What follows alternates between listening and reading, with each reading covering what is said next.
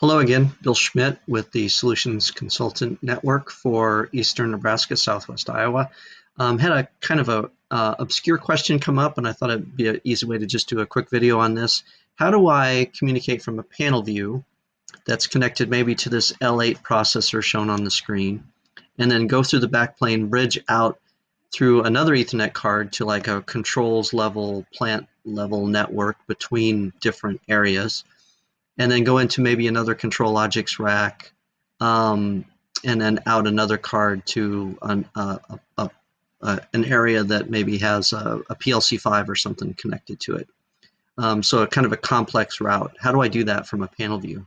There's no way to do it automatically. You have to kind of manually set up that route because it is complex, and I'm going to show you how to do that. So I've got ViewSE running in a virtual machine, and I'm just for ease here, I'm going to add in another Ethernet driver. Let's just call it testing. You could use one of your Ethernet drivers. Here I've got this for testing a lot of different stuff, so just kind of ignore the massive amounts of Ethernet drivers, which is not typical. And so what I'm going to do is expand this guy and add a device. And we're going to hit that first L8 processor, and I'm just using the search feature here. Let's say it's a latest release. Add in an L81, and it's going to be at an IP address of 192.168.1.20, let's say. All right, so there's my processor. I'm going to expand it out and see the backplane, and then I'm going to put my other Ethernet card in that rack. So we'll add that device, and hopefully within just a second here it'll pop that up. That's going to be a 1756 ENBT. And let's choose the latest firmware for that.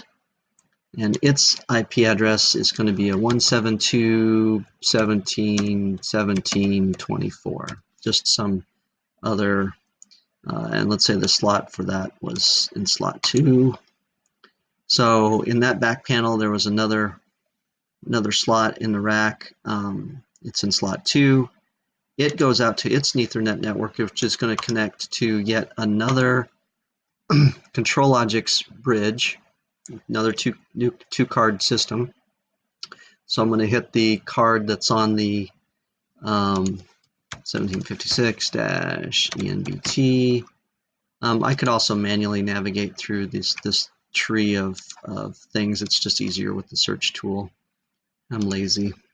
So that's IP address. So that was on a 172.17 network.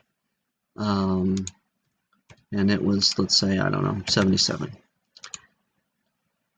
So then we got a backplane for that. Now I have to go and find the other Ethernet module within that backplane. So I have to manually tell it. So the key to this is going out and getting all this information beforehand, so you know all the devices, what slot location they're in, as well as what IP addresses. So this was, let's say it's a EN2T. Don't know why. They didn't have any ENBTs left. I'm just playing around here. And so now it's on another local network. It could be something different, but I'm going to use another 192.168.1 network.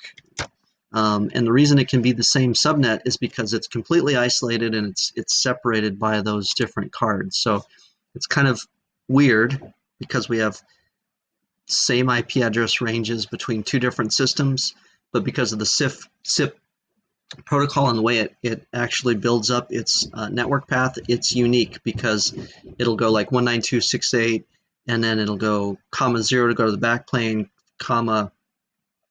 (2) to go to slot 2 out to an IP address, (0) to the backplane, let's put it at a different slot, which was slot 6, I think is what I chose.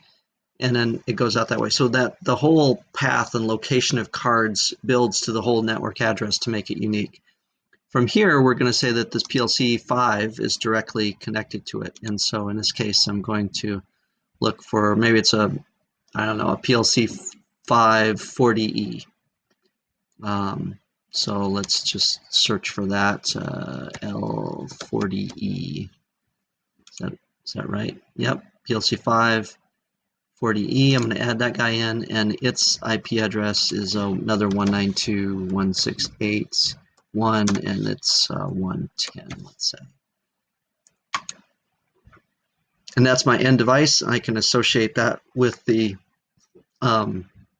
topic that I choose. I can create a different topic, and then the apply button is enabled. So here's a great example of a very complex path. The reason this works is every device on here is talking the SIP protocol.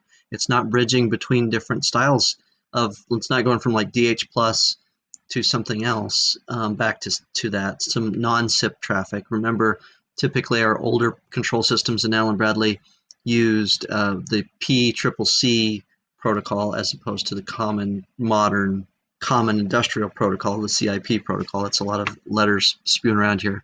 But here's what the path looks like.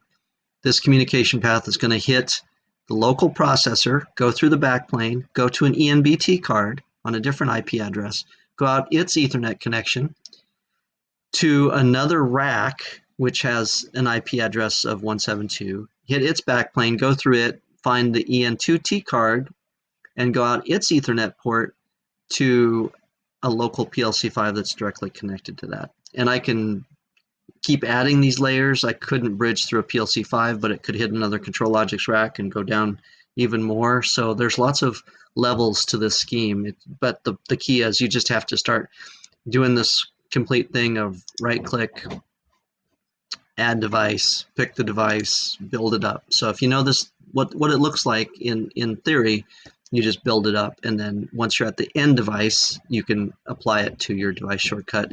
And then the most important thing is down here, there's the OK button. If you don't hit the OK button, all of this is for lost. But that's good enough for what I need to cover today. As always, down below is my contact information in the link. Give us a holler if you have questions like this that come up. That's what we're here for. So you have a great day. Thanks. Bye.